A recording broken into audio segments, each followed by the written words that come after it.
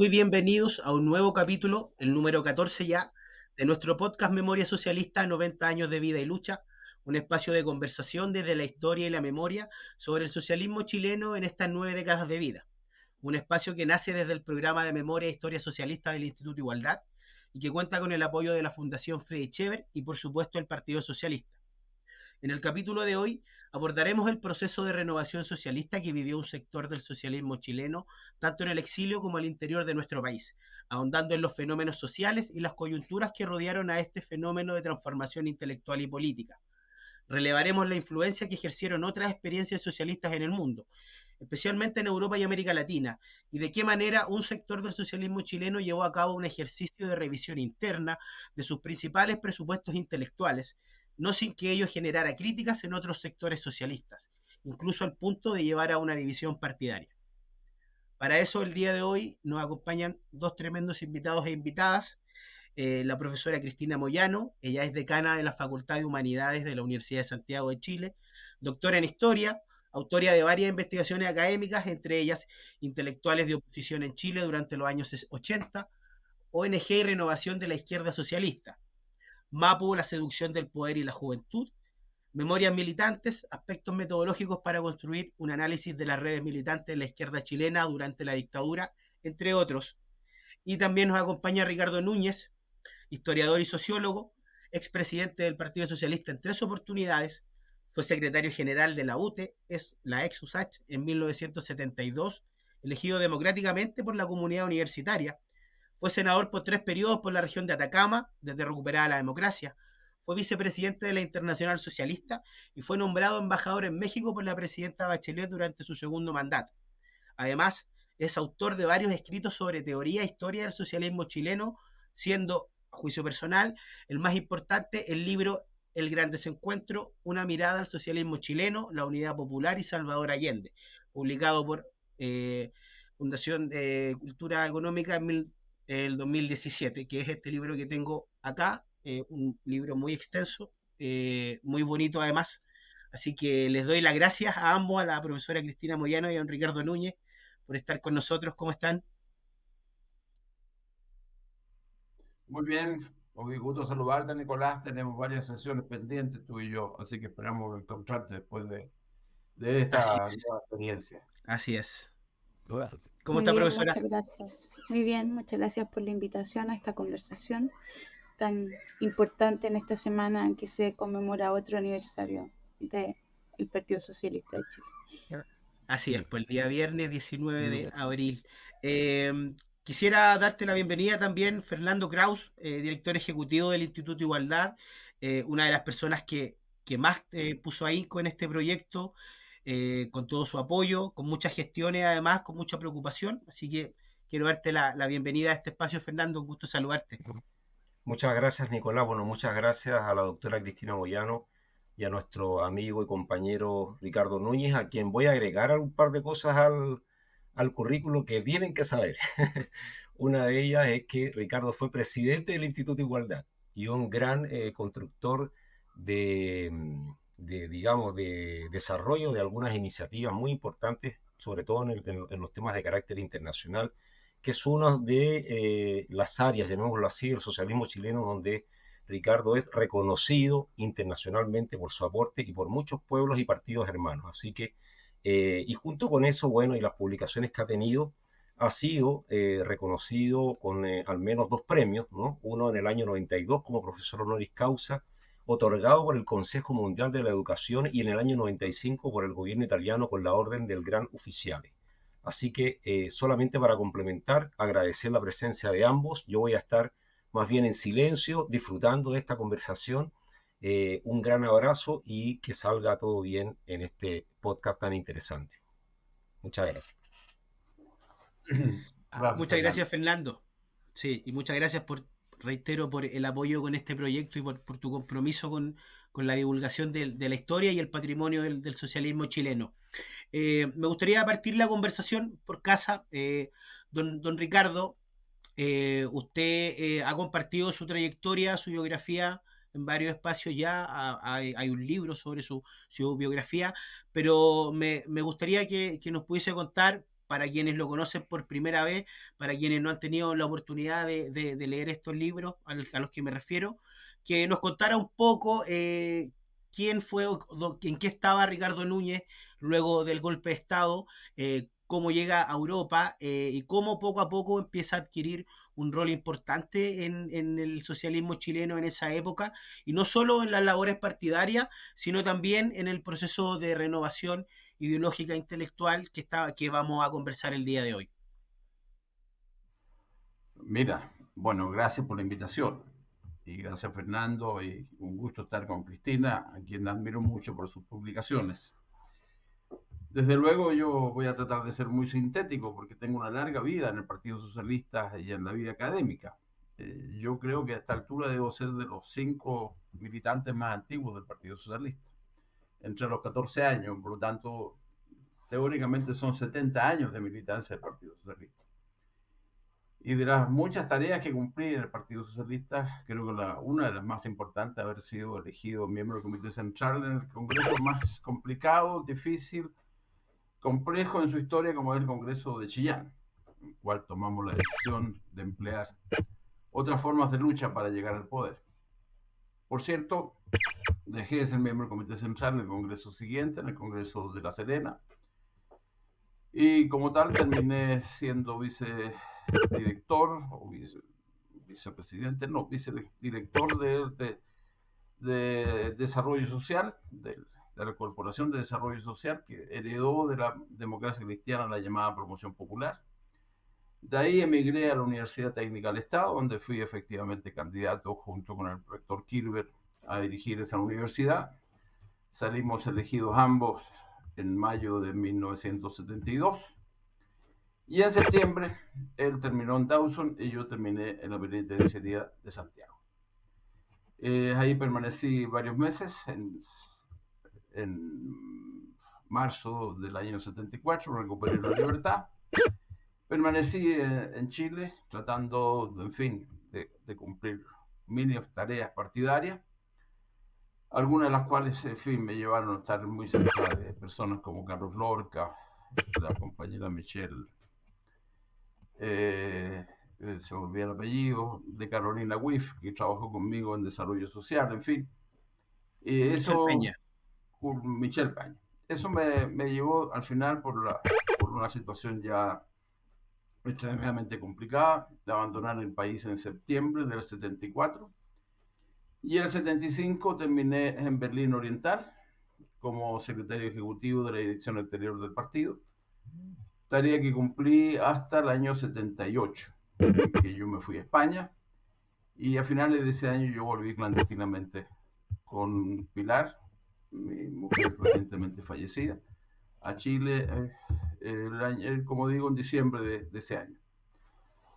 Y aquí me tienen, y efectivamente, durante todo ese tiempo, lo que intentamos, no solamente yo, sino que muchos otros compañeros, tanto en Chile como fuera del país, intentamos de reponer una visión distinta a la que estaba enfrascado el partido, debido fundamentalmente a sus orientaciones político-ideológicas. Y de ahí nació, tanto afuera como aquí en Chile, nació esta necesidad de lo que se ha denominado impulsar el proceso de renovación. Que es un proceso de autocrítica, que es un proceso de revisión, que es un proceso de rediscusión, que es un proceso extraordinariamente complejo, rico, y como tú has dicho, ha merecido muchos halagos, por cierto, a veces halagos incluso de la derecha en nuestro país, pero también de muchas críticas, tanto también de la derecha como también de sectores de izquierda del país. Yo creo y estoy absolutamente convencido, con eso quiero terminar esta primera parte, estoy convencido que sin la renovación, sin el proceso de cambio que impulsó la renovación del sistema político chileno, no solamente en la izquierda, difícilmente habríamos derrotado a Pinochet en el plebiscito de 1988. Y estoy absolutamente seguro que si uno quiere mirar algún aporte significativo de la renovación, ya no solamente del Partido Socialista, sino que también de un sector importante de la izquierda del país, sin esa renovación habría sido muy difícil que pudiésemos haber derrotado, como digo, la dictadura de Pinochet. Eso. Muchas gracias, don Ricardo. Profesora, voy con usted ahora.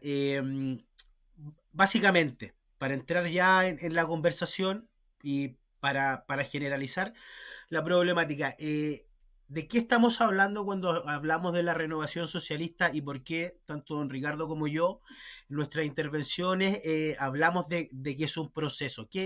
¿A qué nos referimos cuando concebimos este fenómeno como un proceso? Bueno, yo creo que Ricardo ha enfatizado bien algunos puntos relevantes respecto de que la renovación, primero, no es un hecho en particular, fue precisamente un proceso de larga introspección, de larga autocrítica, podríamos decir, de desestructuración también de algunos marcos analíticos que tenía la izquierda chilena, de reencuentro, de relecturas, de reapropiaciones ideológicas, de pensamiento político, y también yo podría decir de búsqueda de nuevos referentes que implicaron cambios culturales importantes en la cultura política de la izquierda chilena. Y en ese sentido, cuando hablamos de renovación del socialismo, hay algunos que lo asocian, y creo que esa es la visión reduccionista, a la renovación que vive un sector del Partido Socialista, que es donde estuvo participando Ricardo Núñez y otros militantes destacados. Pero eso, si uno lo mira más en una perspectiva más global, es un proceso de gran autocrítica de la izquierda chilena en general. Algunos lo hicieron con mucha más profundidad, como fue el caso del Partido Socialista, pero también otros partidos, como lo fue el MAPU, eh, que hicieron, digamos, de este ejercicio un ejercicio de reformulación ideológica partidaria sustantivo, que yo coincido con Ricardo, sin la cual hubiera sido imposible pensar la posibilidad de unidad entre socialismo y democracia, que va a darle una viabilidad y una salida de reencuentro, además con el centro político, a la dictadura militar chilena. Pero ese proceso, y yo aquí quiero indicar una cuota de justicia, ha tenido, digamos, una crítica contextualizada, podríamos decir. En un momento, los renovados fueron vistos, y lo voy a decir en la jerga militante, como los amarillos, los que se fueron hacia la derecha, ¿cierto? Los que renegaron de los ideales de ese famoso congreso de Chillán, etcétera. Pero yo creo que a la postre, y varios años después, ese proceso de renovación ha ido cubriendo, ha ido, digamos, ocupando un lugar en la historia donde se ha permitido visibilizar que no solo fue un reacomodo o una salida hacia la derecha, sino que una reconfiguración de los mapas políticos de un sector importante de la izquierda chilena, sin la cual probablemente la izquierda chilena no existiría hoy día. Muchas gracias, profesora. Don Ricardo, vuelvo con usted. Desde su experiencia en aquel momento en el exilio, y además de las discusiones partidarias, de los viajes que realizaban, los eventos de solidaridad donde recorrían distintos países de Europa, en su caso, eh, mostrando la realidad chilena, la diáspora socialista en general. ¿Cuáles fueron las experiencias que usted considera que más influyeron en este proceso, o cuáles fueron los elementos de las realidades a las que comenzaron a insertarse que más impactaron en la manera en que usted y su generación entendía el socialismo? A ver, de manera muy resumida y tal vez un poquito esquemática, yo diría que fueron 4 factores. El poder o la importancia de cada uno de ellos es discutible, sin duda. Pero fueron 4 factores los que mi impresión determinaron muy directamente que el Partido Socialista y otros sectores de la izquierda chilena, también exiliados, iniciaran este proceso de autocrítica, de desestructuración ideológica, como muy bien llama Cristina, de la izquierda chilena. El primero es la percepción clara de que el socialismo real, el que estamos viviendo en Berlín y otros compañeros en otras ciudades y países de la llamada Europa Oriental, incluyendo la Unión Soviética, tenía falencias muy serias, muy poderosas, que hacían prácticamente imposible que siguiéramos pensando en ellas como modelos factibles para aplicarlo en la realidad socioeconómica y cultural de Chile. Las incapacidades para resolver problemas prácticos de la vida cotidiana era un tema recurrente de cada uno de quienes vivíamos en un país socialista. Quiero decirlo entre paréntesis que yo no solamente viví en la República Democrática Alemana, también viví como estudiante en Checoslovaquia. Y viví un tiempo no menor también, durante algún tiempo, en Cuba. De modo tal de que eso fue un factor. Tal vez no el más importante, porque seguíamos todavía pensando de que la Unión Soviética era un factor muy determinante para poder enfrentar el imperialismo o los excesos de Estados Unidos y de los países capitalistas de Europa Occidental. El segundo factor es la crisis de la izquierda comunista en Europa Occidental. El proceso del eurocomunismo no fue un proceso cualquiera, un proceso extraordinariamente dinámico e interesante. Y particularmente interesante porque vino de 3 países en los cuales teníamos una presencia importante desde el punto de vista orgánico y también desde el punto de vista de nuestras relaciones políticas. Me refiero a Italia, me refiero a España y Francia. En esos 3 países, durante bastante tiempo, hubo una larga discusiones acerca de la naturaleza y alcance que debiera tener el socialismo y de cómo ella había que perfilar en función de los valores fundamentales de la democracia heredada de la Revolución Francesa. Eso era parte muy importante de las reflexiones de Berlinguer, de Marché y de los comunistas españoles, que estaban divididos también para aquel momento. Había un sector muy ortodoxo, liderado por el que había sido general del quinto ejército republicano, el general Rosell, Lister Rosell, y el sector que dominaba Carrillo. Ese es el segundo factor. El tercer factor era, por cierto, el debate acerca de la importancia de la socialdemocracia en ese momento. La socialdemocracia en europea, y no solamente en los 3 países que he mencionado, sino que fundamentalmente en los países nórdicos de Europa, incluyo también Alemania, estaban teniendo un proceso de cambio y transformación muy importante para dar respuesta a los enormes desafíos que tiene la globalización, que tenía la revolución científico-tecnológica en marcha, para tener, en fin. Creo que la socialdemocracia y el estado de bienestar que se empezó a implementar con tanta fuerza a partir de la Segunda Guerra Mundial en varios de estos países, cubrió en gran medida parte del debate nuestro. Particularmente los propios compañeros que estando en países como Suecia, como en Alemania, entendían que era perfectamente posible de que en nuestro país pudiéramos entender el Estado social y democrático de derecho como un objetivo estratégico del socialismo chileno. Es decir, son compañeros nuestros, no solamente del Partido Socialista, son compañeros de otros partidos también que empiezan a reflexionar acerca de la importancia que tenía la socialdemocracia en ese momento como la única alternativa que realmente podía conjugar los 2 grandes vectores de nuestra existencia, que es el socialismo y la democracia. Porque ahí se dio, en el caso de los países exitosamente, pero además en el caso de Suecia, Finlandia, a pesar de los de problemas que se observan hoy día en países como los países nórdicos, salvo Noruega, el único país en donde hay, en este momento entiendo, gobernando un partido socialdemócrata. En el resto han sido derrotados por una derecha que está siendo capaz de enrostrarle a esa socialdemocracia las incapacidades que estos han tenido para enfrentar los nuevos fenómenos que se dan en la sociedad moderna. Pero el cuarto elemento, que yo diría que el más determinante de todo, es el problema de la dictadura en Chile.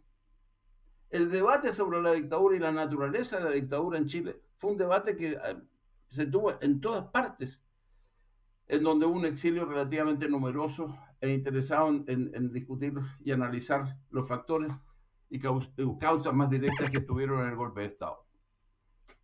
Si era una dictadura gorila, si era una dictadura fascista, si era una dictadura sui generis, nacionalista y popular, pero desde una vertiente absolutamente derechista. En fin, eran parte importante del debate. Pero el debate central es cómo derrotamos esa dictadura. ¿Cómo hacíamos posible la unidad del pueblo? Ya no solamente a partir de la unidad política, sino con la unidad de todas las organizaciones capaces de enfrentar a una dictadura tan oprobiosa como lo que todos sabemos que tuvimos en nuestro país. Y ahí obviamente se dieron las dos alternativas que han estado presentes prácticamente en todo el debate ideológico del socialismo contemporáneo, yo diría del siglo XX, que es la alternativa de la lucha armada o la lucha política. Aun cuando, por cierto, la lucha armada también tiene aspectos políticos y también la lucha política también podría eventualmente tener aspectos armados, pero digámoslo en términos sintéticos, uno era obviamente que enfrentar la destrucción del ejército pinochetista y hacerlo de la manera en cómo se había enfrentado en países como Nicaragua, y en Cuba, por cierto, en la década del 60. Y la otra alternativa era buscar una salida política que fuera capaz de evitar todos los grandes dramas que vivió nuestro país y vivió la izquierda en su conjunto, que no pudiera evitar una vez más desterrar de nuestro país la posibilidad de seguir matándonos o asesinándonos entre nosotros. Yo creo que el debate por lo tanto, de cómo enfrentamos la dictadura fue muy central, que no solamente, yo diría, la asumieron aquellos sectores que política e ideológicamente entendían que era necesario renovar al socialismo chileno, sino que también dentro del propio Partido Comunista, por ejemplo, que ya había declarado en 1978 la viabilidad y la necesidad de enfrentar a través del Frente Patriótico Manuel Rodríguez la lucha armada en nuestro país, que lo había declarado Luis Corvalán, por lo demás, en el propio Estocolmo, en un gran congreso que hubo allá del Partido Comunista. Pero dentro del Partido Comunista, conversando con muchos, incluso líderes del Partido Comunista, no compartían aquella tesis. Me refiero a líderes incluso del Partido Comunista muy importantes que estaban exiliados y que no compartían la tesis de la posibilidad de derrotar militarmente al ejército de Pinochet. Y por lo tanto, yo diría que por un lado fue el proceso de la renovación socialista y por otro lado fue la necesidad de implementar una política que nos permitiera enfrentar conjuntamente con la renovación, los cambios, la autocrítica de lo que había significado la experiencia popular en nuestro país, enfrentarlo políticamente para derrotar la dictadura. Y yo diría que ese proceso, el último, se dio no solamente en el exilio. En el exilio se dio el debate, se dio la reflexión, se dio también la autocrítica, se dio la cantidad importante de documentos que circularon en Europa particularmente y también en México, hablan muy bien del enorme interés que hubo de parte de muchos dirigentes socialistas, Mapu C, de la izquierda cristiana incluso del Partido Comunista, que mantenía una buena publicación en París. Hubo un debate sobre la necesidad de este debate político-ideológico a propósito de que ya se insinúa claramente el fracaso de la experiencia soviética. La experiencia soviética ya se olía claramente que no tenía mucho destino. Las dificultades que había tenido en Afganistán, las operaciones al interior del propio Partido Comunista para poder mantener la vieja guardia del Partido Comunista detrás de Gorbachev, en fin, todo aquello era parte de nuestra reflexión. Sin embargo, la tarea de enfrentar la dictadura y de ver los caminos posibles para enfrentar la dictadura fue un tema básicamente que también tuvo gran importancia en el debate que se dio en el interior. Yo cuando volví el año 78, a finales de 1978, este era el debate. Este era el debate que teníamos en las pocas reuniones en que podíamos ser convocados, en donde participaban representantes del MAPU C, de la izquierda cristiana, incluso del Partido Comunista. Ese fue el factor,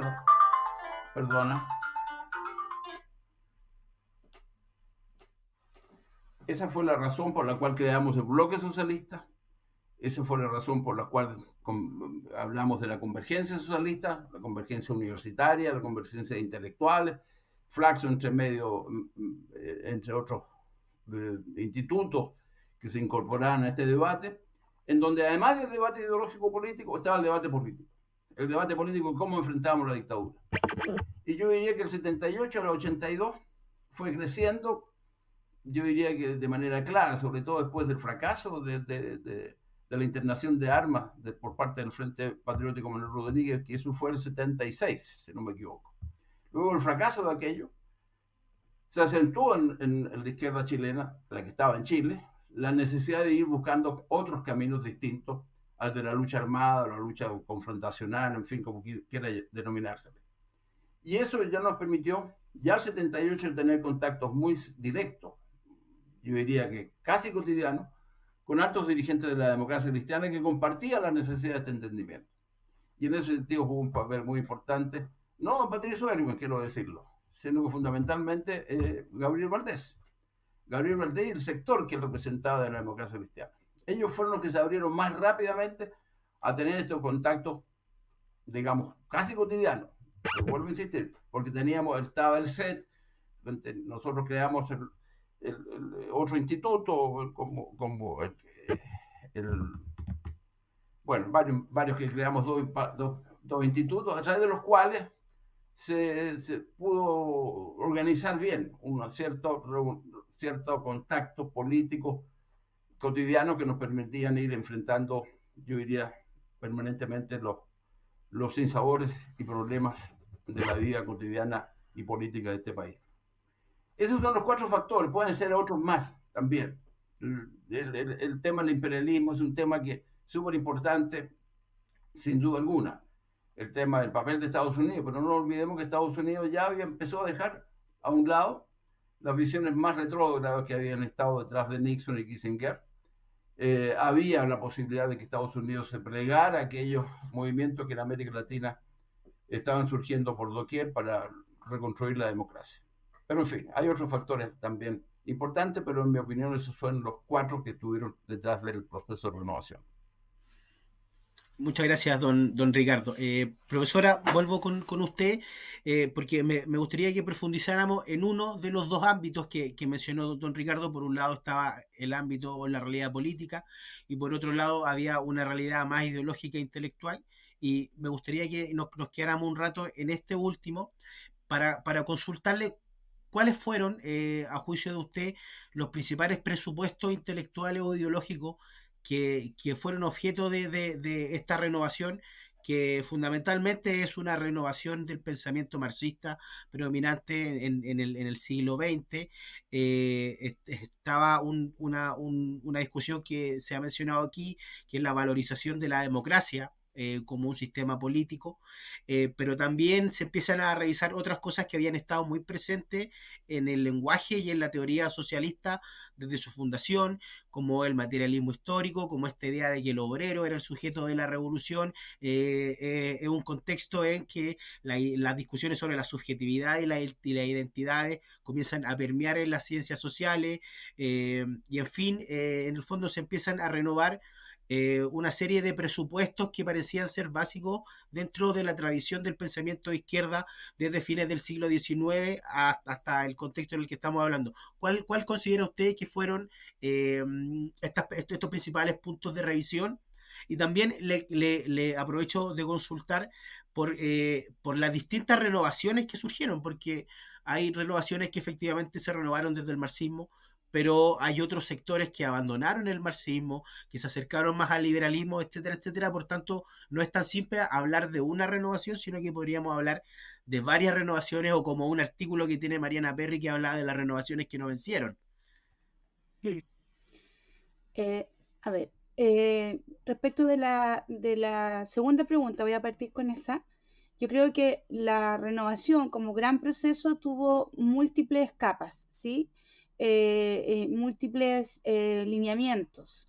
Y yo quisiera hablar de la renovación como este gran proceso que yo les decía que es una transformación político-cultural de un sector importante de la izquierda chilena que abrazó la necesidad de unir, digamos, sin conflicto, la democracia y socialismo. Y que en ese contexto además repensó el socialismo no como un modelo de sociedad, sino que como un vector de transformaciones que implicaba estar permanente, o sea, la fuerza socialista iba a ser una fuerza, un vector, como lo dije recientemente, un vector de transformaciones donde hubiera siempre desigualdad, ¿sí? Donde se expresaran las desigualdades que eran propias, digamos, de los modelos de acumulación capitalista, el socialismo tenía sentido.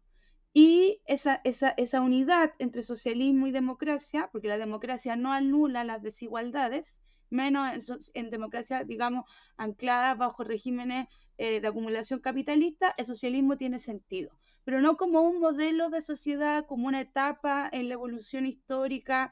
Entonces, de eso, digamos, trata en gran parte, digamos, este desanclaje político ideológico, y que para los socialistas, para un sector importante del socialismo, fue ir a recuperar en la memoria histórica, en los años 40, viejos discursos, digamos, donde están planteados las ideas nacional, social, digamos, nacional desarrollistas que tiene el socialismo, donde la democracia y el socialismo caminaban de la mano, la idea del frente de los trabajadores, ¿cierto? Son ideas que se recuperan en el Partido Socialista en los años 70 y con mucha más fuerza en los años 80, remirando la propia historia del Partido Socialista. Y creo que en ese sentido hay varios lineamientos, varias capas, como te decía yo. Hay una renovación que podríamos decir la promueven los centros de investigación, los centros académicos independientes y las ONG al interior de nuestro país, donde las ciencias sociales van a jugar un rol fundamental. Ricardo Núñez hablaba de Flaxo, ¿cierto? Pero yo puse allí, el Partido Socialista tenía un centro súper importante como fue Vector, y hay otros centros también, ILET, bueno, el CET de la democracia cristiana, una serie el PET, etcétera, una serie de organizaciones sociales donde se fueron reclutando muchos militantes políticos que hicieron de la reflexión de entender qué era lo que estaba ocurriendo con la dictadura militar en Chile, qué transformaciones estaba generando la dictadura militar, para poder comprender a ese sujeto que de alguna u otra manera ya no era el sujeto que se había construido en la idea política del materialismo histórico. Y creo que allí van a ser súper relevantes las reflexiones desde la sociología y los aportes desde la transitología, que no son, digamos, líneas, digamos, exactamente iguales. Hay todo un aporte desde la sociología del individuo, de la sociología de los movimientos sociales, por un lado, y por otro lado, un debate más, digamos, sobre la institucionalidad, sobre el poder, etcétera, sobre la necesidad de los consensos, de lo que es el realismo político, etcétera, que se da al nivel de lo que se conoce como la transitología, donde participaban sociólogos, es cierto, pero son dos capas distintas. Y también hay una tercera, podríamos decir, versión, que es una versión más basista, una versión más que uno podría, que a veces muchos no la vinculan a la renovación de la izquierda o de la renovación socialista, que es esta idea de los movimientos populares como, digamos, grandes acumuladores de fuerza histórica, capaces de transformar, no solo por la vía violenta, sino que cursar, digamos, los procesos de historicidad que se dan a nivel popular. Y ahí la idea de lo popular cobra, digamos, una relevancia súper importante en ese plano, y la relectura que se hacen de algunos procesos violentos también es parte de la renovación de la izquierda. Entonces, efectivamente, creo que cuando se habla de renovación y solo se piensa en la renovación como un sector del Partido Socialista, que fue el sector que de alguna u otra manera lidera dentro del Partido Socialista en los primeros años de la transición, se le hace se reduce lo que fue un proceso muy rico de análisis político, y ahí voy a tu primera parte de la pregunta, que implicó, en primer lugar, hacerse este ejercicio de autocrítica basado, digamos, en el redescubrimiento de autores nacionales, incluso dentro de la misma historia socialista, y eso uno lo puede ver en las recuperaciones que hay en la propia bibliografía socialista, en la revista Convergencia, en la revista Unidad y Lucha, aunque los socialistas de Almeida dijeran que no se estaban renovando, pero hay recuperación de autores, hay una necesidad de entender qué era lo que había ocurrido con el golpe de Estado, pero tempranamente también qué era lo que estaba haciendo la dictadura con la sociedad chilena, qué tipo de dictadura, como dijo Ricardo Núñez, y allí se comienza a mirar mucho también las fuentes, por lo tanto creo que es importante entender que dentro de Chile se produce un proceso de renovación ideológica importante. Muchas veces tendemos a pensar, y yo he sido crítica de esas versiones, de que la renovación es un proceso importado que viene desde el exilio. Eso no es así. Hay un proceso de encuentro entre las lecturas del exilio y la experiencia del exilio con las lecturas que se estaban haciendo aquí en Chile, porque creer que aquí en Chile no se estaba pensando, que se estaba solo haciendo una resistencia, digamos, a la dictadura, o que había un manto oscuro sobre la cultura, también es un reduccionismo de la década de los 70 y de la década de los 80. Creo que por ejemplo, las discusiones que se dan en el marco del Congreso de Aricha, en el Congreso de Chantilly, esto a fines de los 70 y en los 80, recogen estas lecturas que implican, por ejemplo, el reencuentro con viejos autores que se empezaron a leer de otra manera, Althusser, Gramsci, ¿sí? O sea, todo lo que fue el reencontrarse, porque Gramsci ya se había leído en Chile, pero se empieza a leer en otras claves. Lukács, que empieza, digamos, a aparecer el concepto de conciencia de clase de una manera distinta a como se había traducido o como se había leído bajo la mirada, digamos, puede hacer una metáfora, no es culpa de ella, pero bajo esa mirada como estructuralista, dogmática de la Martha Harnecker, ¿sí? Entonces comienzan a recuperarse también distintos autores, los autores que nutren el campo del eurocomunismo, Santiago Carrillo, Enrico Berlinguer, ¿cierto? La idea del compromiso histórico, que también son relecturas que hacen los europeos de Gramsci, franceses, etcétera. Entonces, creo que en ese sentido el proceso de renovación socialista implicó un reencuentro con lecturas de la izquierda, propiamente del materialismo histórico, el reencuentro también y el conocimiento de lecturas postmarxistas, o podríamos decir el encuentro con el estructuralismo, la influencia que va a tener, por ejemplo, muchos autores, lo que va a significar Alain Touraine en su momento, pero también Michel Foucault tempranamente, empiezan a impregnar nuevas concepciones respecto del poder, nuevas concepciones respecto del sujeto, y creo que si uno no termina de incorporar todo eso, se queda como en una reducción analítica de que esto fue simplemente un acomodo para poder, digamos, transitar hacia una democracia como la que tuvimos en los primeros años o en los primeros 2 gobiernos de la Concertación. Entonces,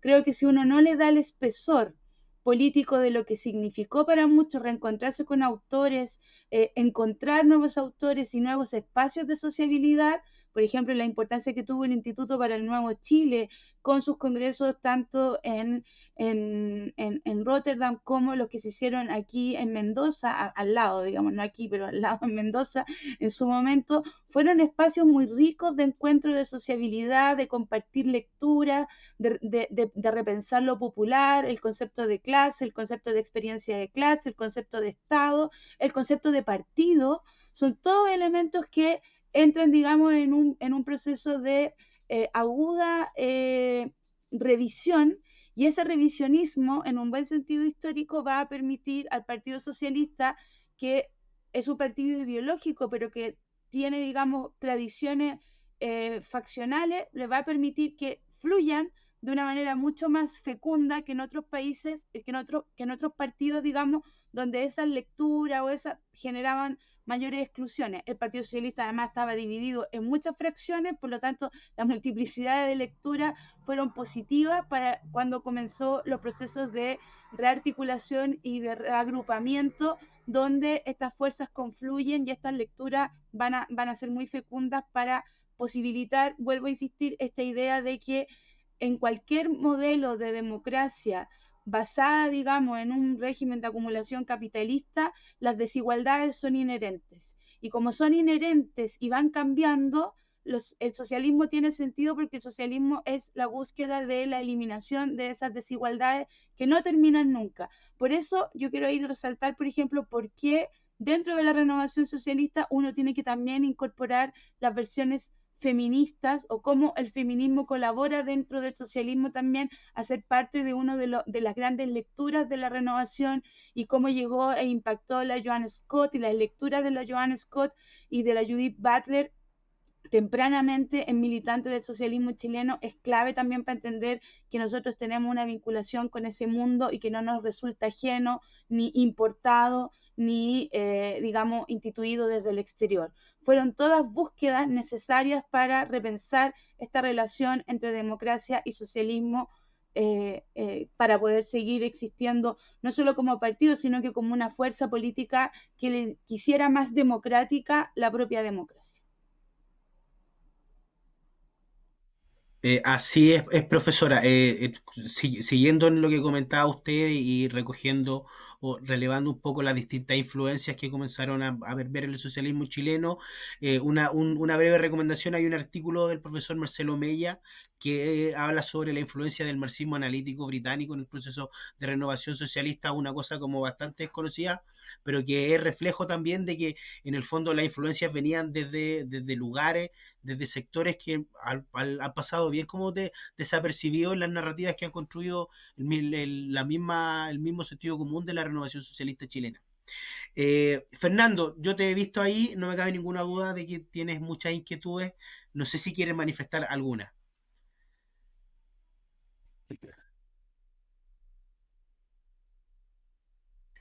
Bueno, no estaba esto preparado, Nicolás, pero a mí siempre me ha llamado la atención. Primero, me parece muy interesante lo que se ha planteado aquí de la complejidad del proceso de renovación que durante los 80 no solamente permea a los partidos mayores, digamos así, de la izquierda, sino que también incluso aquellos logra permear a algunos partidos que todavía seguían desde la óptica de la lucha armada hasta fines de los 80. O sea, voy a dar un ejemplo, se produce un quiebre de lo que en ese tiempo era el MIR, que hasta mucho tiempo estuvo intentando hacer un proceso, digamos, y muchas otras organizaciones adoptaron de alguna manera esta vía de opción de construcción democrática. Sin embargo, siempre a los socialistas nos ha llamado la atención en este proceso cuál fue el diálogo político que se produjo entre las diferentes, llamémoslo así, tendencias del socialismo chileno que fueron confluyendo en opciones políticas de lo que era la renovación socialista y frente a una opción como era, por ejemplo, el almeidismo, y que llevaron a opciones distintas o alternativas distintas de configuración a fines de los 80. ¿Cuál fue el diálogo político que se produjo con ese sector? Por ejemplo, con el que lo llegó a conformar el MDP, para poder en algún momento arribar a la opción del plebiscito y derrotar a la dictadura por esa vía. O sea, hay un proceso de diálogo político que se produce a partir de la construcción de este espacio de la renovación con otras fuerzas como la democracia cristiana y la ampliación de la base social y la base política. ¿Cómo se da ese proceso que finalmente lleva después a la unificación del Partido Socialista? Esto es una pregunta más bien para Ricardo. A ver, mira, dos cosas yo quisiera tomar y después responder un poco a lo de Fernando. Quisiera decir de que cuando nos metimos en el tema del eurocomunismo, fue el eurocomunismo la primera tendencia política de la izquierda universal que cuestionó el marxismo-leninismo. No lo habíamos hecho nosotros. El Partido Socialista, en su último congreso de La Serena, había reafirmado su adscripción al marxismo-leninismo, sin decirlo muy concretamente. Carlos Altamirano, en una famosa entrevista, trató de alguna manera, cosa que me diferenció con él en algún momento, de explicar el por qué el marxismo-leninismo nunca se había intrometido o se había entronizado más bien en el Partido Socialista. Yo tengo la impresión de que eso no fue así. Que un sector importante del Partido Socialista asumió las teorías del marxismo-leninismo como si fueran la última expresión misma de la revolución social posible, que era la única alternativa para enfrentar al capitalismo en pleno desarrollo y comandado por el imperialismo norteamericano. Era la única manera de defender la experiencia soviética y la única manera de defender en América Latina a Cuba. En consecuencia, el tema no era menor. A través del eurocomunismo se produjo efectivamente al interior del Partido Socialista, y sobre todo en ese sentido, afuera más que adentro, en el exilio más que en Chile, se produjo una gran discusión acerca de los valores del marxismo-leninismo y el cuestionamiento del centralismo democrático, a la idea del sujeto histórico vinculado con la clase obrera, el tema de la dictadura del proletariado, en fin, todos los grandes temas que están relacionados con el marxismo-leninismo. Y por cierto, un gran debate acerca del tema de la naturaleza de la dictadura del proletariado. Un gran debate, porque estábamos enfrentando una dictadura, nada menos. Y pretender enfrentar la dictadura con otra dictadura era un tema que revolvía de alguna manera el pensamiento y la reflexión de muchos. Esa primera cuestión, creo que las bases del cuestionamiento del modelo soviético de entender el socialismo nace no al interior de la izquierda latinoamericana, sino que nace fundamentalmente en el eurocomunismo, en los partidos más cercanos a la Unión Soviética. Yo tuve la posibilidad de estar muy cerca del debate que se hizo en Berlín Oriental por parte de Berlinguer y Brezhnev, en donde Berlinguer se terminó yendo de esa reunión, porque no era posible conjugar dos visiones muy distintas acerca de cómo entendíamos el socialismo. Esa es una primera cuestión que me parece central. ¿Por qué? Porque creo que el marxismo-leninismo todavía está, de alguna manera, subterráneamente permeando sectores de la izquierda chilena, sin que se explicite mucho, porque hoy día decirse marxista-leninista es bastante de modé. Pero, sin embargo, ciertas visiones, producto, por cierto, de lo que fue la Revolución Rusa y del impacto que provocó en la izquierda mundial, pero no me cabe duda de que parte importante de las discusiones que hoy día existen en la izquierda mundial y en la izquierda chilena tienen que ver con ese debate no concluido acerca de la estructura ideológico-política que debía tener la izquierda y particularmente el socialismo chileno. Segundo, eso nos llevó a rescatar dos momentos de la historia del Partido Socialista. Primero, el acta de fundación del Partido Socialista, donde claramente, por distintas razones, que ahora me lo explico mucho más leyendo algunas cosas que no había leído nunca antes, el partido se declaró marxista, pero enriquecido con el constante devenir social y político, en fin. Esa frase famosa no es una frase cualquiera, porque fue parte del debate que usaron al interior del Partido Socialista o de aquellos sectores que confluyeron en la fundación del Partido Socialista.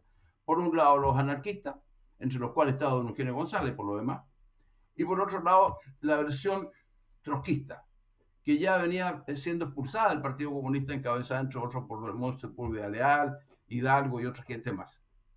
Todos ellos, de alguna manera, venían rompiendo con el estructuralismo con que se enfrentaban las dimensiones ideológicas en la izquierda chilena, con esas visiones que ni siquiera las tuvo Recabarren. En mi opinión, Recabarren cuestionó bastante todo aquello que nació a propósito de la enorme influencia que tuvo el comité en el interior del Partido Comunista Chileno.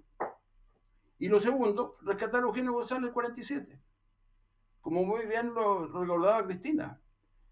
Eugenio González, para una generación, incluyendo la mía, Eugenio González es la expresión misma de la socialdemocracia en el interior del Partido Socialista.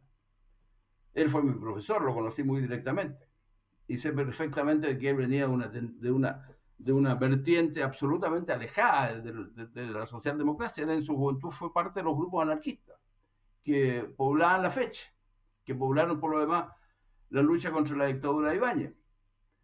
En consecuencia, el cuestionar el marxismo-leninismo, recuperar el sentido máximo, el sentido profundo que tiene la aseveración del acta fundacional acerca del marxismo, y recuperar el programa de 1947, eso nos permitió darle sentido a la renovación del Partido Socialista. y darle sentido al proceso de cambio que el Partido Socialista podía introducir en la izquierda chilena, porque no es primera vez que el Partido Socialista era un factor muy importante, un vector de fuerza muy importante para cambiar la estructura de la izquierda chilena. Lo fue el año 33. Cuando nació el año 33, en 1933, cambió diametralmente el espectro de la izquierda chilena. El año 47, con la fundación, con la división del 49 que terminó con el Partido Socialista, Partido Socialista de Chile, y la unidad posterior que se materializa en 1957, también generó un cambio fundamental. Sin la unidad del Partido Socialista en el año 57 no hay FRAP, y sin el FRAP no hay unidad popular, y por lo tanto no hay Allende. O sea, el Partido Socialista fue un factor muy importante en todo ese proceso, y retomarlo, redefinirlo, terminar con las raíces trotskistas, por ejemplo, de la línea de Frente de Trabajadores.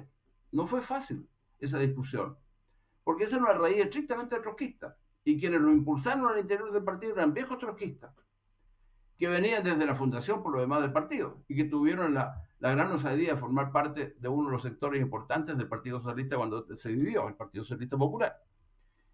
En consecuencia, el replantearnos el tema del marxismo-leninismo, la influencia que este tuvo en la izquierda chilena, retomar nuevamente la historia del Partido Socialista, revivir el pensamiento de Eugenio González, dotarle de nuevo sentido a las líneas políticas históricas del Partido Socialista, como la línea de Frente de Trabajadores, eso nos permitió entender que para derrotar la dictadura era fundamental un entendimiento político más allá de la izquierda histórica, de la izquierda cultural.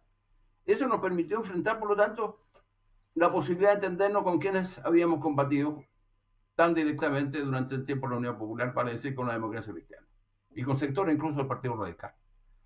En consecuencia, creo que este es un proceso bastante rico en el sentido de que nos permitió no solamente enfrentar los desafíos políticos, sino que también conjuntamente recuperar gran parte de las vertientes democráticas que siempre existieron en el Partido Socialista y que hoy día no siempre son valoradas al interior incluso del Partido Socialista.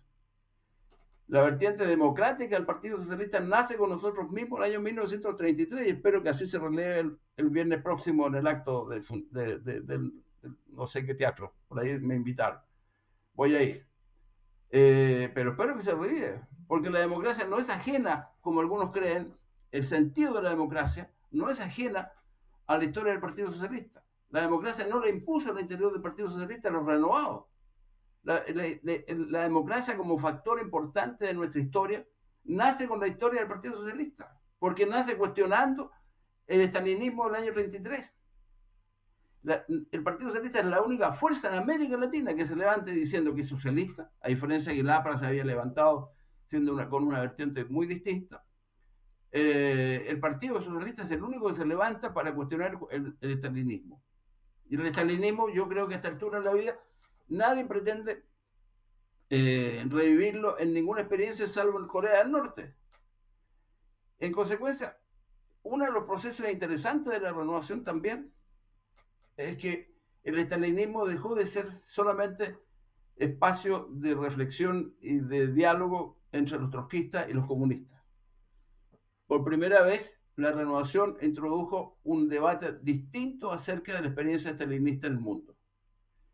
Y si no hubiese sido yo diría, por la renovación, y en ese sentido, por cierto, lo que sucedió en Italia, en Francia y en España, el estalinismo todavía estaría formando parte de una suerte de cúpula inacible en sectores de la izquierda mundial.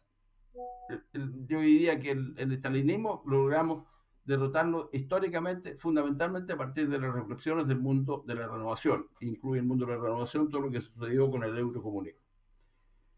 Así que yo tengo la impresión, apuntando un poco más a tu pregunta, Fernando, es que lamentablemente al momento de la unidad, los dos sectores más importantes eran el Partido Socialista de Almeida, que dirigía Almeida, y el Partido Socialista que dirigí yo y Jorge Arrate.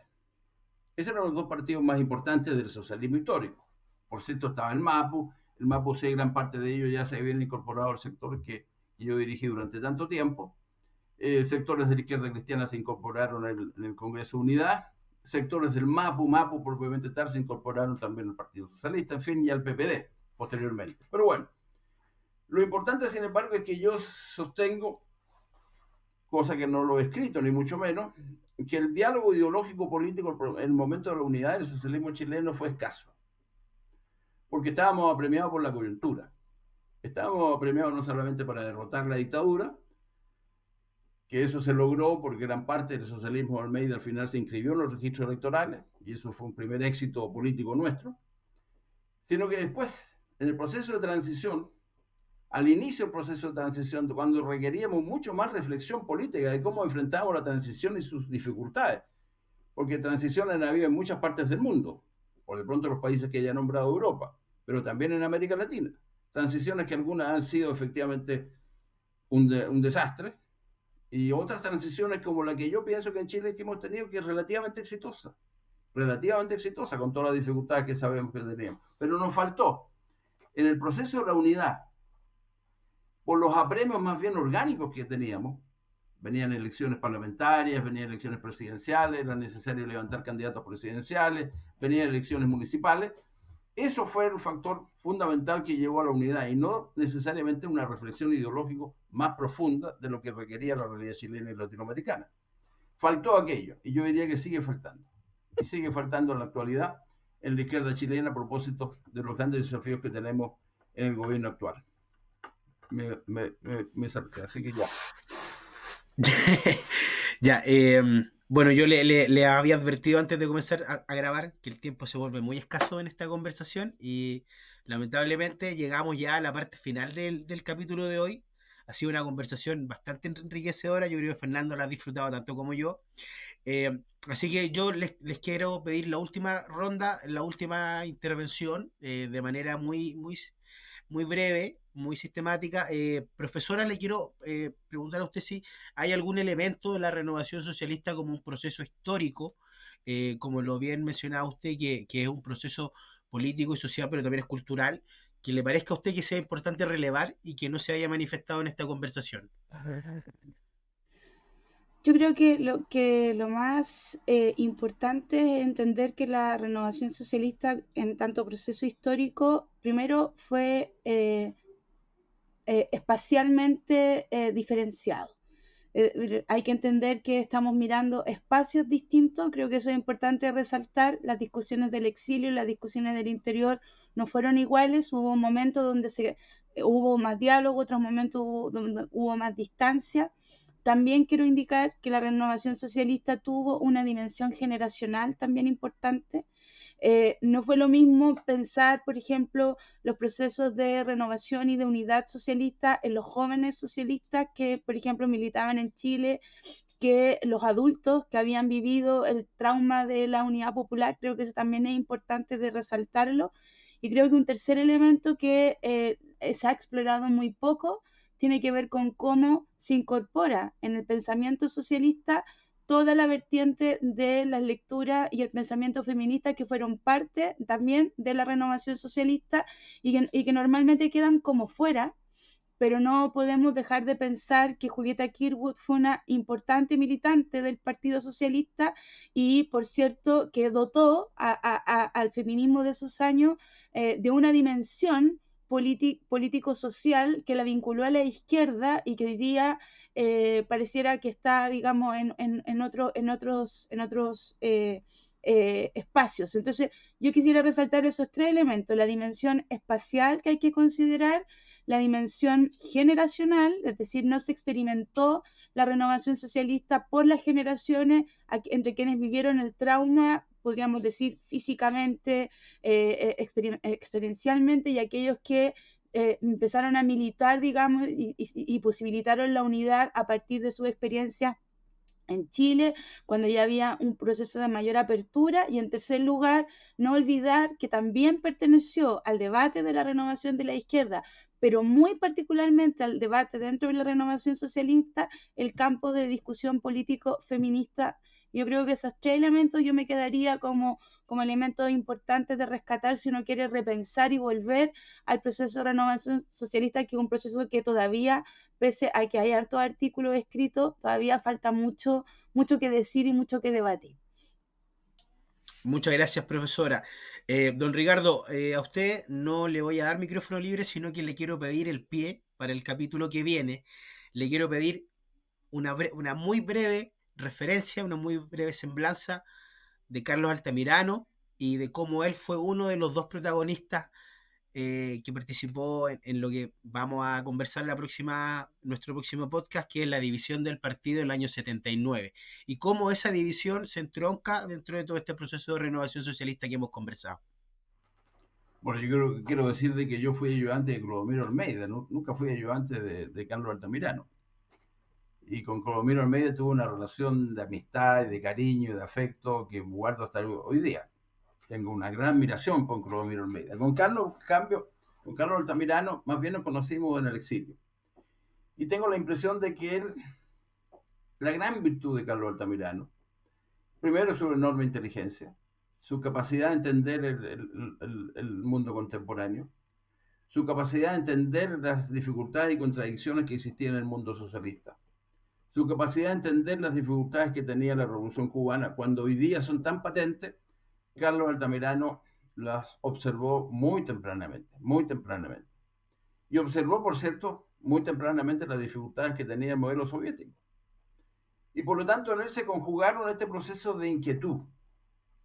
Yo diría que Carlos nunca se dijo renovado, nunca le gustó incluso la palabra renovado, porque él se sentía más bien parte de la historia del Partido Socialista. No habiendo sido un gran actor de la historia del Partido Socialista, él se sentía parte de esa historia. Y por lo tanto nunca le gustó esta idea de la renovación socialista, porque él estaba más bien en la idea de recuperar, de rescatar el Partido Socialista. No en su vertiente maximalista, del cual él había sido protagonista fundamental, sino que en esa vertiente que le dio la riqueza al Partido Socialista, que fue su capacidad de reflexionar y de entender la sociedad chilena como muy pocos partidos de la izquierda saben hacerlo. Y en ese sentido él siempre valoró esta enorme capacidad que tiene todavía el Partido Socialista, que es su gran virtud de enraizarse política y culturalmente en la realidad de Chile. El Partido Socialista es el partido popular, por esencia. Forma parte del mundo político-cultural que hoy día puede estar desfigurado, puede tener hoy día vectores ideológicos, culturales muy distintos, diferentes a aquellas que entendimos en el pasado, pero sin embargo que sigue existiendo. Y la gran virtud del Partido Socialista, que no tienen otros partidos, es reflejar al minero del norte, al campesino que hay en el centro del país, al pescador, a la gente más humilde, a la gente del mundo poblacional, a la gente del mundo urbano marginal. Eso puede reflejar los partidos socialistas, es su gran virtud. Y la virtud de Carlos Altamirano, que ese era el factor por el cual le parecía fundamental seguir siendo parte sustancial del Partido Socialista. Y creo que la gran virtud, por lo tanto, es habernos impulsado a tener inquietudes, haber tenido impulsado inquietudes ideológicas, inquietudes políticas, inquietudes intelectuales. Carlos era un gran lector, un hombre que permanentemente estaba leyendo a todos los autores que nos recordaba Cristina. Carlos Altamirano los leyó con mucha paciencia y con mucha capacidad de reflexión. El Instituto Nuevo Chile sirvió mucho en ese sentido. También nos sirvieron algunas otras entidades que tuvimos posibilidades de llegar a ellas en Francia y en España, que ayudaron mucho a esta reflexión, a toda esta manera de entender los desafíos del mundo contemporáneo. Y esa es el gran virtud de Carlos Altamirano. Era un hombre que era capaz de predecir el desarrollo y las dificultades, las contradicciones del mundo contemporáneo, particularmente del capitalismo moderno. Y por lo tanto, él fue uno de los que anunció más claramente las dificultades que iba a tener el neoliberalismo. Y una de las discusiones que tuvimos con él, antes que muriera, por cierto, es que él pensaba de que nosotros no habíamos sido fuertes, y en ese sentido tenía toda la razón, no habíamos tenido la fortaleza política de cuestionar las bases neoliberales por las cuales estuvimos inmersos durante mucho tiempo en el proceso de transición. Porque era en ese sentido un visionario, mucho más que nosotros. Porque mientras nosotros en el Parlamento, y yo particularmente, avalamos todas las leyes que nos permitiera ampliar la economía del país a muchos mercados del mundo, mientras seguíamos pensando que el Estado tenía que medir su capacidad de influencia en la sociedad y en la economía, Carlos Altamirano era muy contrario a aquello. Y esa es la gran virtud de Carlos. de haberse adelantado en muchos aspectos a los problemas que hoy día tenemos. La gran virtud de actuar del Partido Socialista es que es posible que recuperes su impronta nacional, popular y revolucionaria. Lo revolucionario puede ser que parezca demagógico, pero no lo es. Lo importante es ser un partido del país, un partido popular y un partido revolucionario, vale decir, un partido comprometido con el cambio.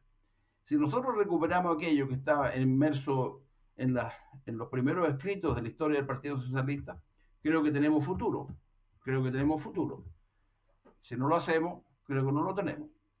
Y en eso el Instituto de Igualdad puede ayudar con don Fernando.